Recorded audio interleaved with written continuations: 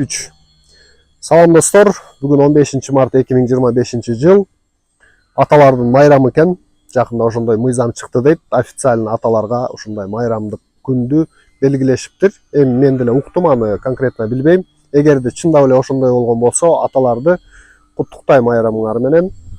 Бүгүн кылып аткан ишим менен бөлүшүп коеюн дедим силер менен. Мына байкап турсаңар, бул кара өрүк, слива деп айтылат го. Ошол былтыр эгилген. Бою примерно ушунчалык болчу да. Кичинекей эле болчу. Аябай өсүп кетти. Энте баштарында кырып койгондогум булчу.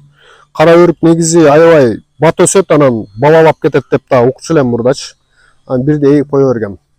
Бул жандарын карасаңар, карликовый ушундай алмасы бар, грушасы бар, вишня тет жака кокон келярса потко, анан башка дагы алманын түрлөрүн эгип салгам.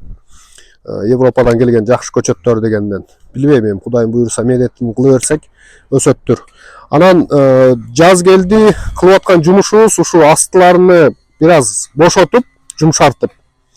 Анан древесный зала деп коет го. Былтыр чырпыктар бар эле, ошо чырпыктарды анча-мынча очокту иштетип калсак, баягы отун кылабыз деген чырпыктар турган, анан бир аз баягы беспорядок болгонуна байланыштуу ошону ушундай күл кылдым да.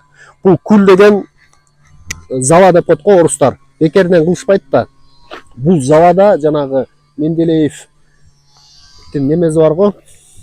Не деп коечу эле, Менделеевдин элементтери, ошо элементтеринин канча бир көп основной адамга деле, өсүмдүккө деле керектүү компоненттери көп экен да. Ошону сепкиле дегенинен древесный заланы ушинтип себип аткандагы кезим.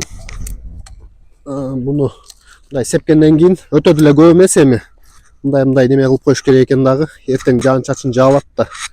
Ошо жаан чачында бул жакшы бир эме өскөнүнө жакшы неме болот экен да.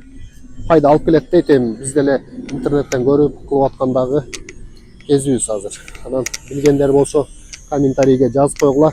Негизи туура эле иш кылып атамбы, кандай пользасы бар. Биз деле баягы Google'дан карайбыз, TikTok'тон карайбыз, элдер кылып аткан нерсени кылып атабыз да. Былтыртан бери ошентип интернетти карап кылып аткан иштерибиз Кудайга шүгүр. Баягы ниетиң жакшы болуп, мээнетти кыла берсең болот экен да. Өмүрүмдө биринчи жолу ушундай өсүмдүктөрдү өстүрдүм, өсүп атат, суусун убагында берип, жерини ушундай кылып жумшартып дегендей иштерди кылып атабыз. Кудайым буйруса дагы ушундай иштер менен көп бөлүшүп турам силер менен.